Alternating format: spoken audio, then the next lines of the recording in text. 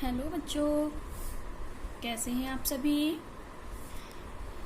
आज हम शुरुआत करते हैं मेरा विद्यालय मेरा घर में ऑनलाइन क्लास के अंदर आपकी कलरव कक्षा 3 की जो हमने पोयम पढ़ाई थी ना, देश की माटी देश का जल। तो आज हम उस कलरव के पाठ प्रार्थना के हम कुछ क्वेश्चन आंसर आपको बताने वाले हैं।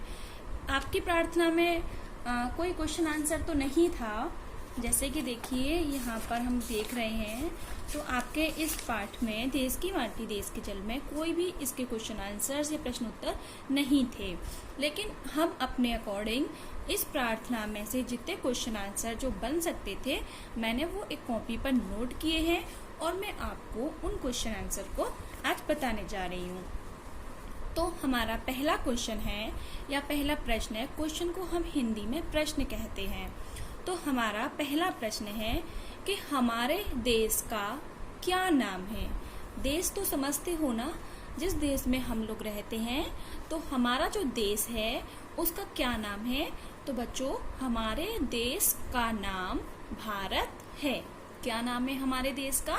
भारत। आइए नेक्स्ट क्वेश्चन हम पढ़ते हैं, जो कि हमने बनाया है कि देश की माटी देश का जल, क्योंकि हमारी कविता का नाम यही है ना, देश की माटी देश का जल, कविता या प्रार्थना। हम इसको कविता भी बोल सकते हैं, क्योंकि हम कविता उसी को बोलते हैं जिसको हम लय के साथ पढ़ते हैं।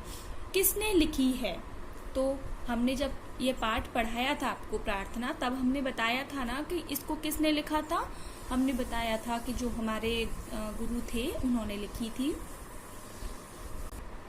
तो बच्चों, देश की माटी देश का जल नामक जो कविता है हमारी, वो हमारी किसने लिखी है? गुरुदेव रवींद्रनाथ टैगोर जी।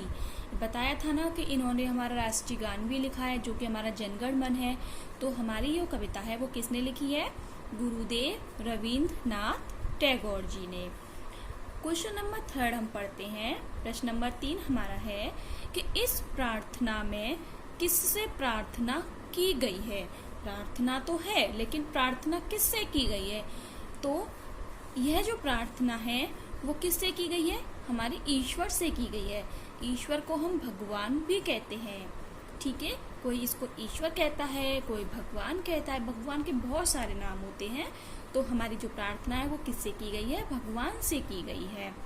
हमारा नेक्स्ट क्वेश्चन बनता है, हमारे देश की राजधानी का क्या नाम है। अब देश का क्वेश्चन हम पहले पढ़ चुके थे कि हमारे देश का क्या नाम है। तो देश का नाम क्या था? भारत था। अब हम इस भारत देश की राजधानी पढ़ेंगे। हम इस क्वेश्चन को ऐसे भी बोल सकते हैं कि भारत, जो हमारा भारत देश है, इस देश की राजधानी क्या है। तो हमारे देश भारत की जो राजधानी है वो क्या है? नई दिल्ली है। तो बच्चों, अपनी भारत की राजधानी सब याद रखना कि हमारे भारत की राजधानी कौन सी है? नई दिल्ली है। अब नेक्स्ट हमने कुछ शब्द अर्थ बनाए थे, जो कि इस पोयम के अंदर कुछ कठिन शब्द से जिनके अर्थ बच्चों को शायद नहीं पता होंगी, तो मैंने वो यहाँ पे नोट किए हैं। जैसे पहला है हमारा सरस। तो सरस को हम क्या बोलते हैं? रस से भर दो, यानी कि सरस का मतलब होता है रस से भरा हुआ। नेक्स्ट है हमारा सरल। तो सरल का क्या मतलब है? आसान। क्या मतलब है सरल का? देखो, आसान। आसान मतलब वो जो बहुत बिल्कुल सिंपल तरीके से, कोई उसमें कठिनाई ना हो। नेक्स्ट है हमारा बाट। बाट का मतलब होता है रास्ता। फिर हमारा था विमल। विमल को हम क्या कहते हैं? इसका अर्थ जो होता है विमल का, वो होता है स्वस्थ। फिर था हमारा तन। तन किसको क्या कहते हैं? हम शरीर कहते हैं। तो बच्चों, इस तरीके से हम ये जो हमारी प्रार्थना थी उसके क्वेश्चन आंसर और शब्द अर्थ हमारे कंप्लीट हुए। आप इनको अपनी कॉपी पर नोट करके उनको याद करें और बताना। अगर आपके मन में भी कोई इस प्रार्थना से संबंधित कोई सवाल है तो वो आप अपने हमें कमेंट बॉक्स में बता सकते हैं। Thank you.